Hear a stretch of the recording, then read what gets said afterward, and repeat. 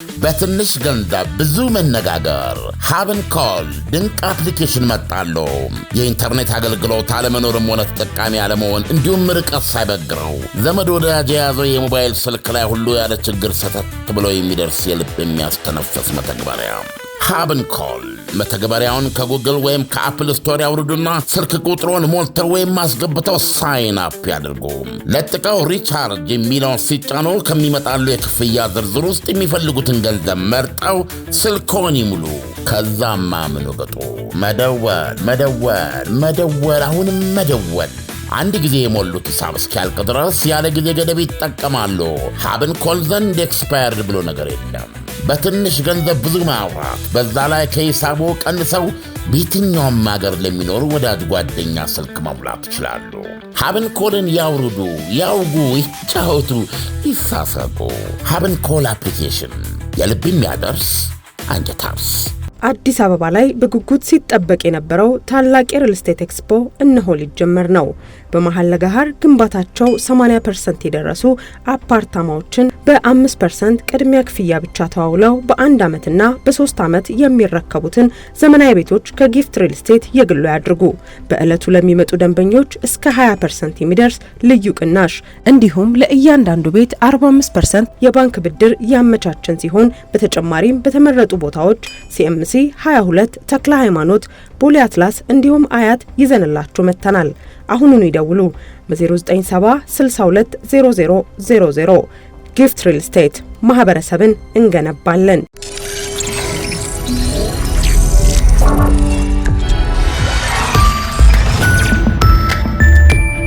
ይህ አዋዜ ነው። የዕለቱን ዋና ዋና ጉዳዮች እንመለከታለን። በላይ በቀለ ነኝ። ሩሲያም ለዩክሬን ተሰልፎ ጥቃት ፈጽሞብኛል ባለችው የኮሎምቢያ ዜጋ ላይ የ19 ዓመት እስር ስትበይን፣ ሞስኮ ላይ ዛሬም የቦምብ ፍንዳታ መድረሱ ተሰምቷል። ፕሬዝዳንት ዜሌንስኪ ደግሞ አወዛጋቢ ወይም ቁልፍ በተባሉ የአሜሪካ የሰላም ዕቅድ ነጥቦች ላይ የሀገራቸውን የማሻሻያ ሐሳብ ይፋ አድርገዋል። ሩሲያም በምትቆጣጠረው የዩክሬን ዶኔስክ ግዛት ዛሬ የተሰየመ ችሎት ለዩክሬን ተሰልፎ ሞስኮን ሲወጋ ነበር ያለውን ኦስካር ማሩቺዮ የተባለ የኮሎምቢያ ዜጋ በ19 ዓመት እስራት እንዲቀጣ መወሰኑ ታውቋል።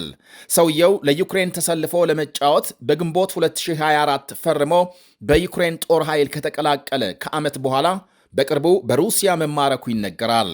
ኦስካር የመጀመሪያው አይደለም። ሩሲያም ከዚያው ከምስራቃዊ ዩክሬን በርካታ የውጭ ዜጎችን እየማረከች በቅጥረኛ ነፍሰ ገዳይ ወንጀል እየቀጣች ነው ይላሉ የተለያዩ መረጃዎች።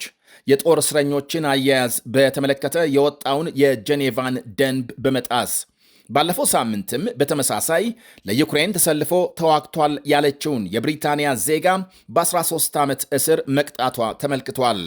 በእርግጥ ራሷም ሩሲያን ብትሆን የውጭ ዜጎችን በገንዘብ እየመለመለች እንደምታሰልፍ በተደጋጋሚ ሲነገር ቆይቷል። ያለፉትን 3 ዓመታት ለምሳሌ 20 ሺህ የሚደርሱ የኩባ ዜጎች መልምላ በጦርነቱ ማሰለፏን ዘገቦች ያመለክታሉ። 1 ሺህ የሚጠጉት መገደላቸውን። ዩክሬን በበኩሏም ለሩሲያ ተሰልፈው ሲዋጉ የነበሩ ከ500 በላይ የ37 ሀገራት ዜጎች መያዟን በቅርቡ ማስታወቋ ይታወሳል። ሰሜን ኮሪያም በሺዎች የሚቆጠሩ ወታደሮች ለሩሲያ መላኳም በይፋ የሚታወቅ ሲሆን ከአፍሪካ ሳይቀር በገፍ እየተወሰዱ በጦርነቱ የሚማገዱ መኖራቸውን በተደጋጋሚ ሰምተናል። የኬንያ ፕሬዝዳንት ዊልያም ሩቶ ለምሳሌ በሕገወጥ መንገድ ተመልምለው በዩክሬን ጦርነት እንዲሰማሩ የሚደረጉ የኬንያ ወጣቶች ጉዳይ እንዳሳሰባቸው ባለፈው ወር መግለጻቸው ይታወሳል። የደቡብ አፍሪካ መንግስትም ሩሲያ ከምትቆጣጠረው ዶንባስ ግዛት የድረሱልን ጥሪ ያሰሙ 17 የሀገሩ ዜጎች እንዴት በዩክሬን ጦርነት ሊገኙ እንደቻሉ እያጣራ መሆኑን በቅርቡ ይፋ አድርጓል። ይህ ብቻ አይደለም።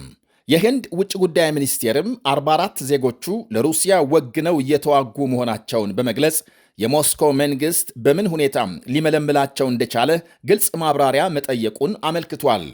ይህ በእንዲህ እንዳለ በሩሲያ ዋና ከተማ ሞስኮ ዛሬም የቦምብ ፍንዳታ ደርሶ 3 ሰዎች መገደላቸው ተነግሯል። ከተገደሉት መካከል 2 ፖሊሶች ናቸው ተብሏል። የዛሬው ፍንዳታም ከትላንት በስቲያ በተመሳሳይ የቦምብ ጥቃት የሩሲያ ከፍተኛ ጀነራል የተገደሉበት ስፍራ አጠገብ መድረሱ ሲነገር ቦምቡን ያፈነዳውን ግለሰብ ፖሊሶች በጥርጣሬ ተከታትለው ሊይዙት ሲሞክሩ መፈንዳቱን መረጃዎች ያሳያሉ። ሁለቱ ፖሊሶችና በአቅራቢያ ቆሞ ወሬ ሲያይ የነበረ ሌላ ግለሰብ መገደላቸውን የሞስኮ ባለሥልጣናት አስታውቀዋል። የአይን ምስክሮች ሰኞ ዕለት እንደነበረው አይነት ዛሬም ከፍተኛ የፍንዳታ ድምፅ መስማታቸውን ገልጸዋል።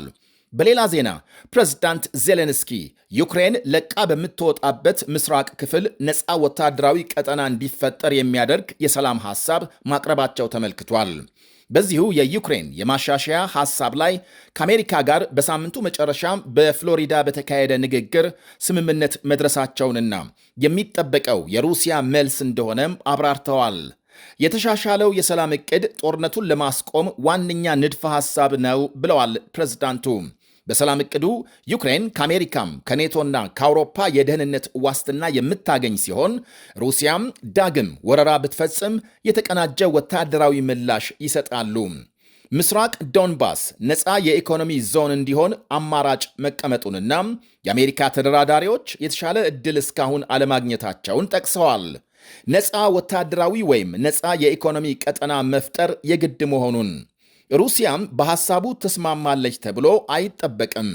ለዩክሬን ጠንካራ የደህንነት ዋስትና ማቅረብ አስፈላጊ መሆኑ ሲታመንበት ወታደራዊ አቅሟንም ወደ 800,000 ሰራዊት በማሳደግ እንድትጠናከር ሐሳብ ቀርቧል። ዩክሬን የአውሮፓ ሕብረት አባል እንድትሆን ሲፈቀድላት አጠቃላይ ምርጫም የስምምነቱን መፈረም ተከትሎ እንድታካሂድ ይጠይቃል። የዜሌንስኪ የስልጣን ዘመን ባለፈው የፈረንጆች ዓመት ያበቃ ቢሆንም በጦርነቱና በአስቸኳይ ጊዜ አዋጅ ሳቢያም ምርጫም ለሌላ ጊዜ መተላለፉ ይታወቃል። የሊቢያ ጦር ኃይሎች አዛዥ ቱርክ ውስጥ በአውሮፕላን አደጋ መሞታቸው ተነገረ። አዛዡ ጀነራል መሐመድ አሊ አህመድ አልሃዳድ ከሌሎች 4 ወታደራዊ ባለሥልጣናት ጋር በቱርክ ያደረጉትን የሥራ ጉብኝት አጠናቀው ሲመለሱ ነው አደጋው የገጠማቸው። ጀነራሉን የያዘው ፋልኮን 50 የተባለ የግል አውሮፕላን ከአንካራ ከተነሳ ከ40 ደቂቃዎች በኋላ ግንኙነት መቋረጡና አደጋ ስለገጠመው ለማረፍ መገደዱን መልእክት አስተላልፎ ሲጠበቅ ስብርባሪው ተገኝቷል። የቱርክ ባለሥልጣናት የአደጋው መንስኤ እየተጣራ መሆኑን ገልጸዋል።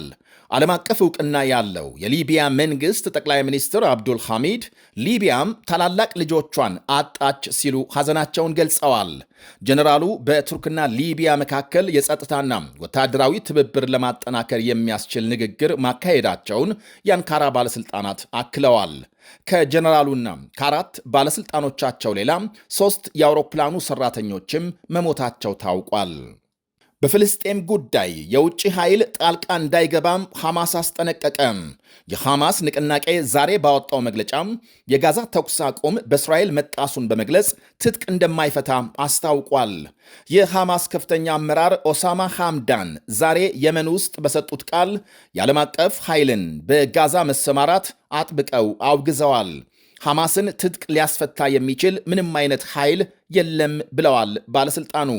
ምናልባትም በሚቀጥለው ዙር የጋዛ ንግግር ግልጽና ንቅናቄው የሚያስቀምጣቸውን ቅድመ ሁኔታዎች የሚያሟላ ስምምነት ከተደረሰ መሳሪያ የማስቀመጡ ጉዳይ የሚታይ እንደሚሆን ገልጸዋል።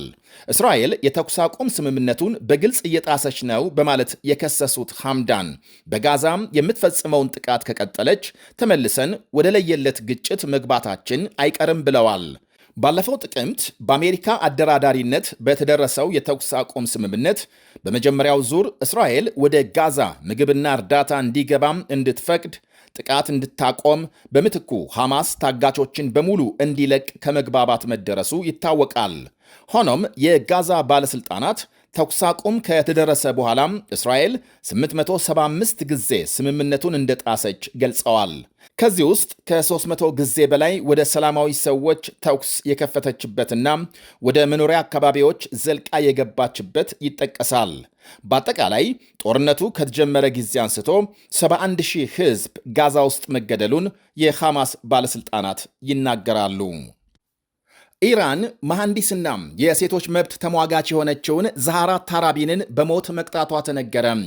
የመንግስታቱ ድርጅት የ67 ዓመቷም የመብት ተሟጋች በሞት እንዳትቀጣም ኢራንን መጠየቁ ይታወሳል። ዛሃራም ሚያዝያ ላይ ነበር የታሰረችው። በኢራን መንግሥት እገዳ ከተጣለበት ድርጅት ጋር አብራለች በሚል ነው የተከሰሰችው። ቤተሰቦቿም ፍርድ የተላለፈባት እጅግ ውስን በሆነና ተአማኒነት በጎደለው ማስረጃ ነው ብለዋል። በማስረጃነት ከቀረቡ መካከል ሴቶች እምቢተኛነት፣ ነፃነት የሚል ጽሑፍ ያለበት የልብስ ቅዳጅና ያልተላከ የድምፅ መልእክት ይጠቀሳሉ።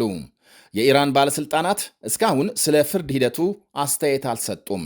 ይህ አዋዜ ነው። አዲስ አበባ ላይ በጉጉት ሲጠበቅ የነበረው ታላቅ የሪል ስቴት ኤክስፖ እነሆ ሊጀመር ነው። በመሃል ለገሃር ግንባታቸው 80% የደረሱ አፓርታማዎችን በ5% ቅድሚያ ክፍያ ብቻ ተዋውለው በ1 ዓመትና በ3 ዓመት የሚረከቡትን ዘመናዊ ቤቶች ከጊፍት ሪል ስቴት የግሉ ያድርጉ። በዕለቱ ለሚመጡ ደንበኞች እስከ 20% የሚደርስ ልዩ ቅናሽ እንዲሁም ለእያንዳንዱ ቤት 45% የባንክ ብድር ያመቻቸን ሲሆን በተጨማሪም በተመረጡ ቦታዎች ሲኤምሲ 22 ተክለ ሃይማኖት፣ ቦሌ አትላስ እንዲሁም አያት ይዘንላችሁ መጥተናል። አሁኑኑ ይደውሉ በ0970 62 0000። ጊፍት ሪል ስቴት ማህበረሰብን እንገነባለን። በትንሽ ገንዘብ ብዙ መነጋገር። ሀብን ኮል ድንቅ አፕሊኬሽን መጣሉ። የኢንተርኔት አገልግሎት አለመኖርም ሆነ ተጠቃሚ አለመሆን እንዲሁም ርቀት ሳይበግረው ዘመድ ወዳጅ የያዘው የሞባይል ስልክ ላይ ሁሉ ያለ ችግር ሰተት ብሎ የሚደርስ የልብ የሚያስተነፍስ መተግበሪያ ሀብን ኮል። መተግበሪያውን ከጉግል ወይም ከአፕል ስቶር ያውርዱና ስልክ ቁጥሮን ሞልተው ወይም አስገብተው ሳይን አፕ ያድርጉ። ለጥቀው ሪቻርጅ የሚለውን ሲጫኑ ከሚመጣሉ የክፍያ ዝርዝር ውስጥ የሚፈልጉትን ገንዘብ መርጠው ስልክዎን ይሙሉ። ከዛም ማምኑ ገጡ። መደወል፣ አሁንም መደወል። አንድ ጊዜ የሞሉት ሂሳብ እስኪያልቅ ድረስ ያለ ጊዜ ገደብ ይጠቀማሉ። ሀብን ኮል ዘንድ ኤክስፓየርድ ብሎ ነገር የለም። በትንሽ ገንዘብ ብዙ ማውራት፣ በዛ ላይ ከሂሳቡ ቀንሰው በየትኛውም ሀገር ለሚኖሩ ወዳጅ ጓደኛ ስልክ መሙላት ይችላሉ። ሀብን ኮልን ያውርዱ፣ ያውጉ፣ ይጫወቱ፣ ይሳሰቁ። ሀብን ኮል አፕሊኬሽን የልብ የሚያደርስ አንጀት አርስ። ምርትና አገልግሎቷን በአዋዜ ላይ ያስተዋውቁ። ለጥራች እንታመናለን። በስልክ ቁጥሮቻችን ይደውሉልን። አዋዜ ዓለምነህ ዋሴ ዜና